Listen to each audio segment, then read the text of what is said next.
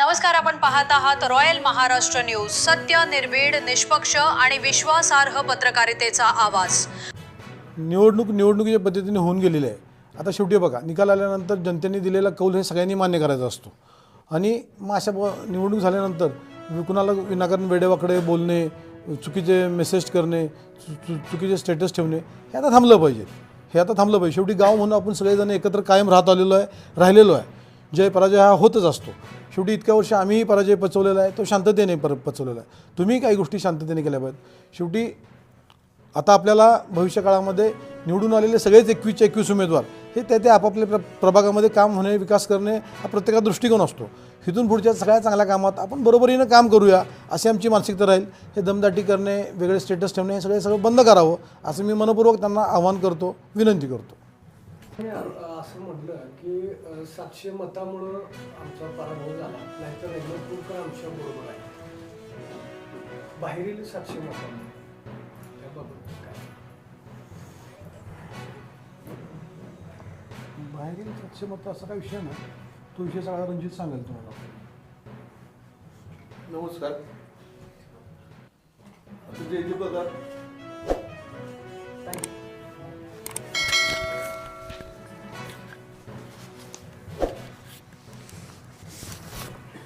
सगळ्यांना नमस्कार.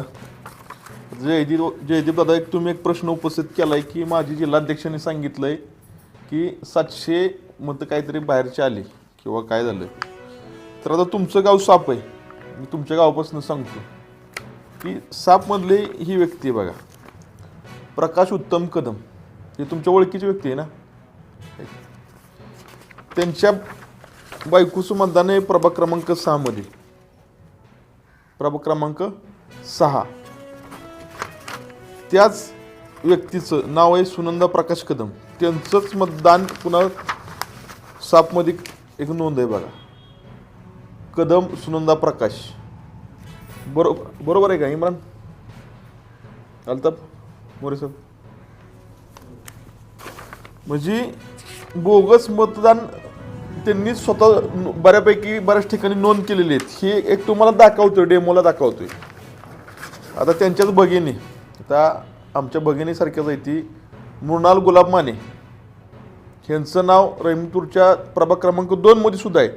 त्यांनी तुमच्या बरोबर सापमध्ये ग्रामपंचायतीचं इलेक्शन लढलंय ना? लढलंय का नाही? अहो सांगा की, बोला की.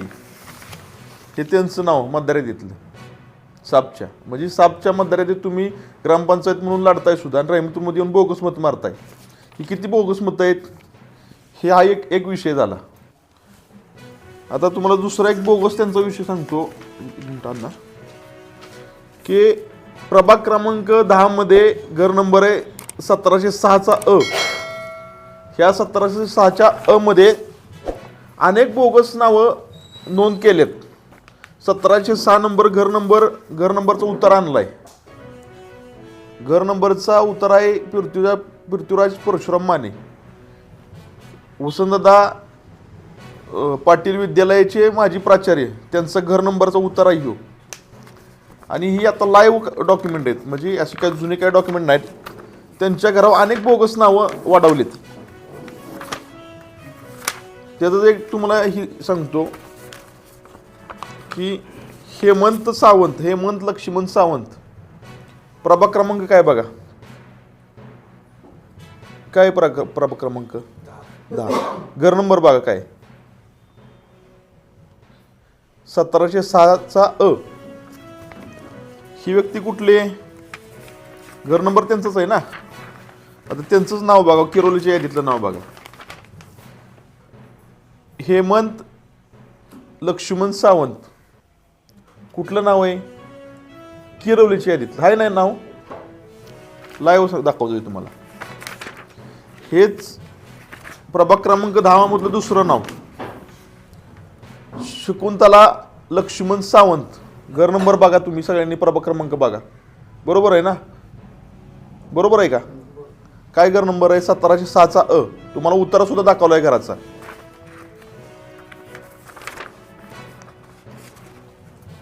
आणि ही किरोलीतलं नाव त्यांचं. सावंत शकुंतला लक्ष्मण, गाव किरोली, आहे ना नाव?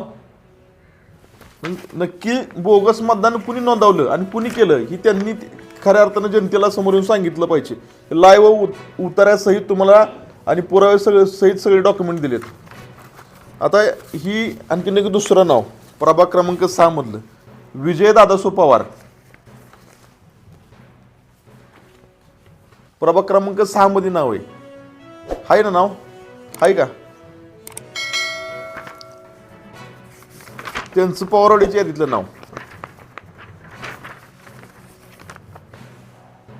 हे लाईव्ह पुरावा आहे ते विजय दादासो पवार पवारवाडी.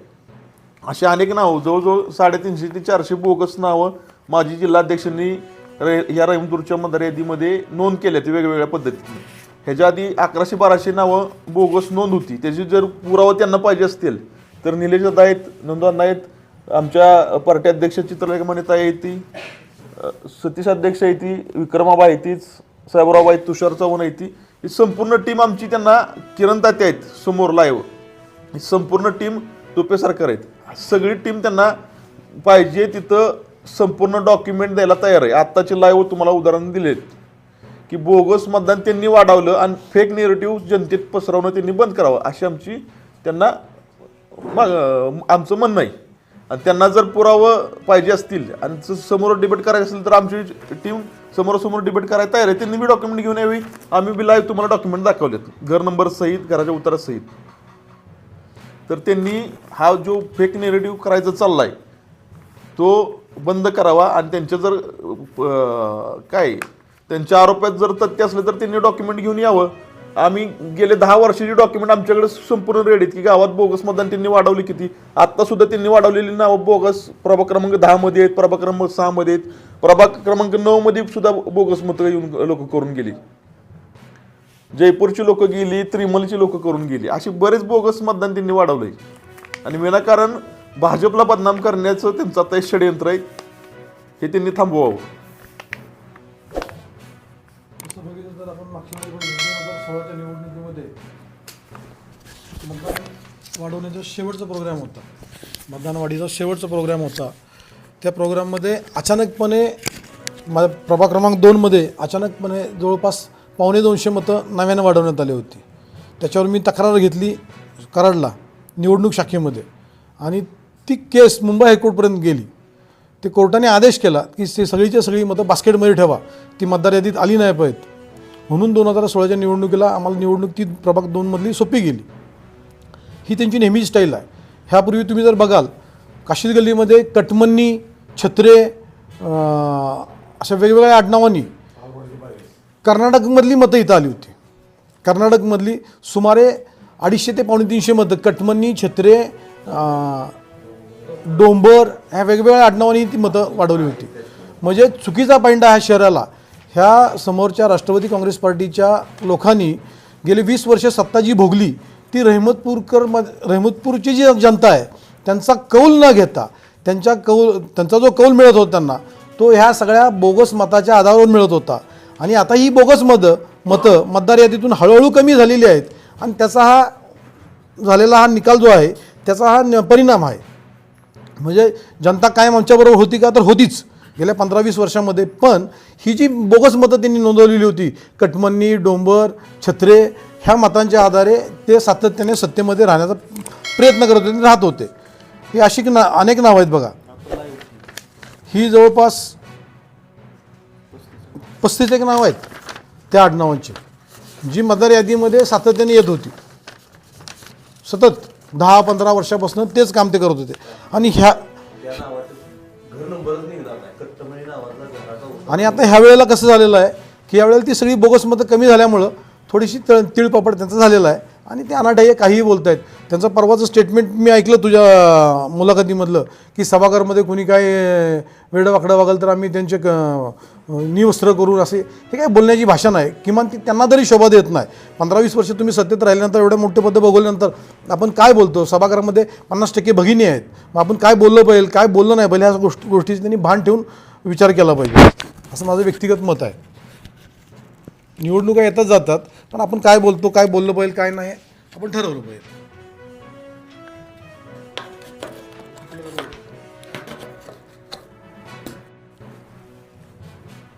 नमस्कार.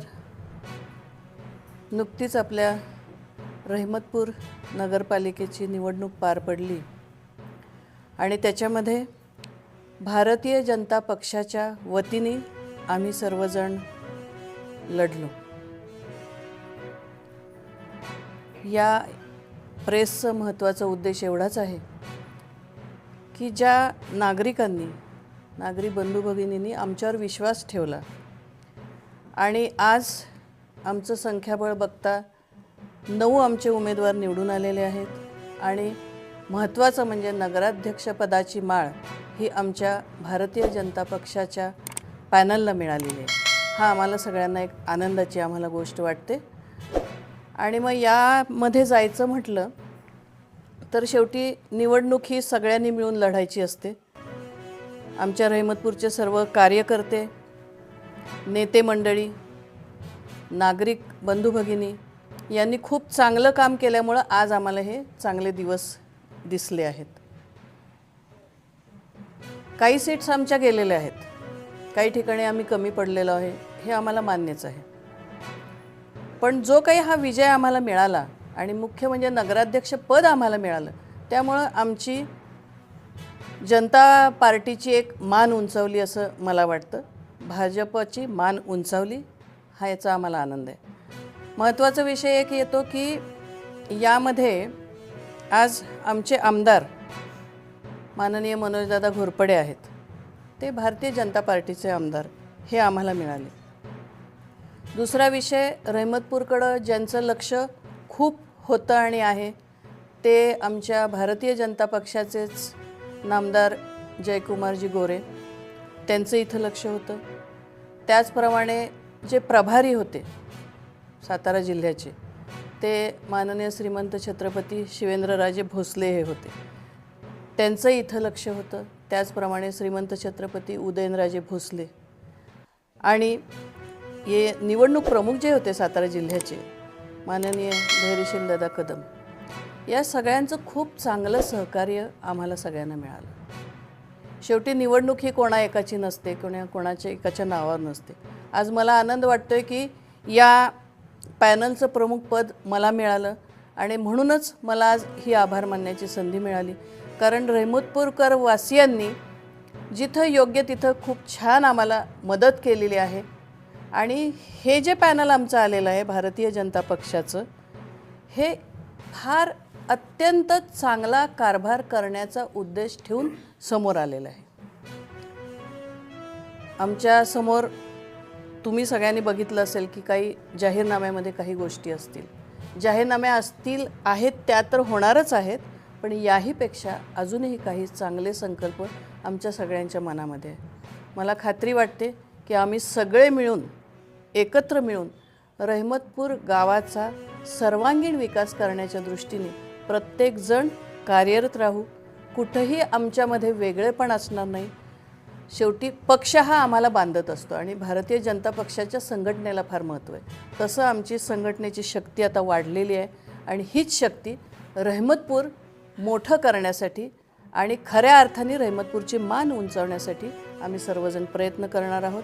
ज्या मतदार बंधू भगिनींनी आम्हाला मदत केली, आम्हाला काहींनी मार्गदर्शन केलं, काहींनी आशीर्वाद दिले, त्या सगळ्यांचे मी मनपूर्वक आभार मानते. धन्यवाद.